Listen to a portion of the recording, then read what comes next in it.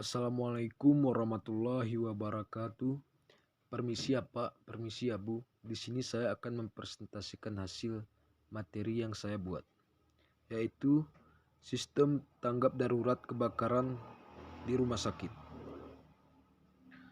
Yang pertama, sistem tanggap darurat adalah serangkaian kegiatan yang dilakukan dalam rangka pengendalian yang meliputi pencegahan dan penanggulangan kecelakaan. Tanggap darurat juga merupakan elemen penting dalam sistem manajemen keselamatan dan kesehatan kerja, yaitu SMK 3. Untuk menghadapi setiap kemungkinan yang dapat terjadi untuk mencegah kejadian atau kecelakaan yang tidak diinginkan.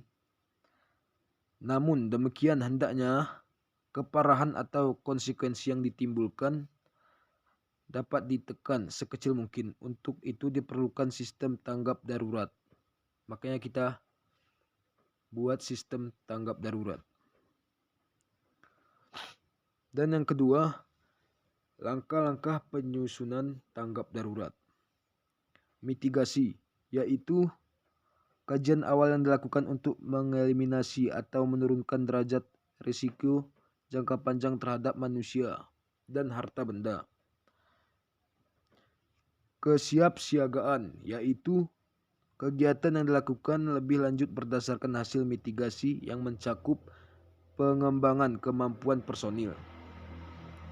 Kesigapan, yaitu kemampuan penanggulangan saat terjadi krisis atau bencana yang terencana, cepat, tepat, dan selamat termasuk tanda bahaya evakuasi.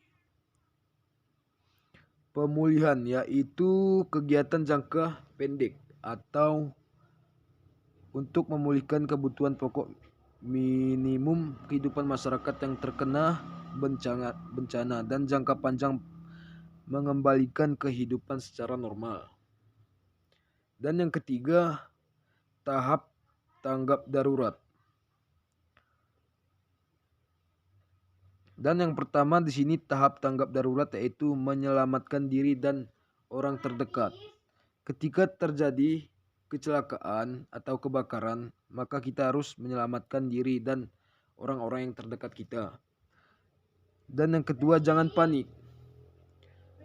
Ketika terjadi suatu bencana, kita harus tetap siaga dan jangan panik, tetap tenang. Dan yang tiga, untuk bisa menyelamatkan orang lain, Anda harus dalam kondisi selamat.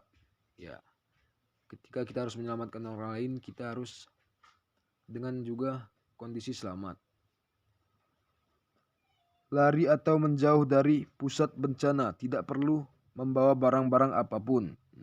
Ketika kita lari ke jalur evakuasi, kita tidak usah membawa apapun, biar tidak membuat kita payah. Lindungi diri dan benda-benda yang mungkin melukai diri. Kita harus hati-hati dan menggunakan APD agar tidak terkena dan tertimpa benda-benda yang ada di sekitar kita.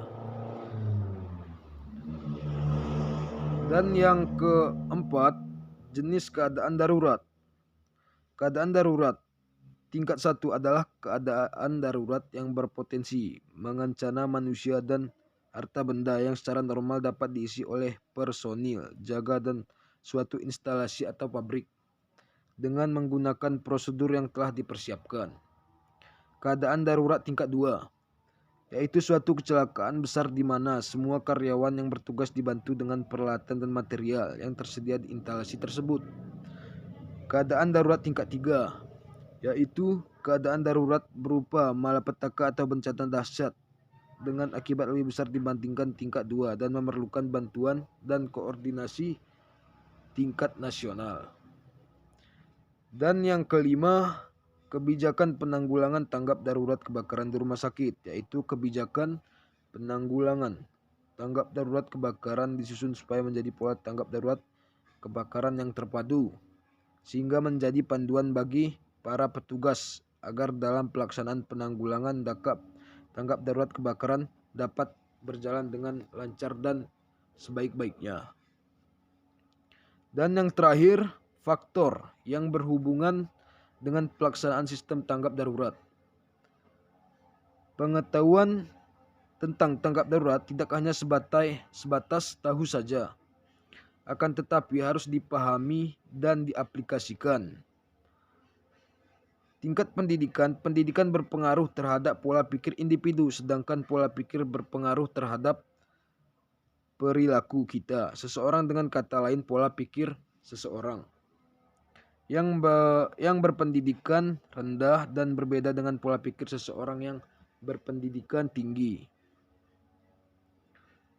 Masa bekerja, impor mengenai sistem tanggap darurat harus diberikan secara terus-menerus dan sering, dan tujuan ini menyegarkan kembali ingatan seseorang apabila terjadi keadaan darurat yang datang dengan tiba-tiba. Sekian hasil presentasi saya.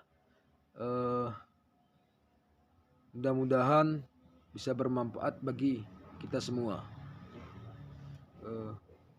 Dan saya tutup dan saya iri. Assalamualaikum warahmatullahi wabarakatuh. Terima kasih, Pak.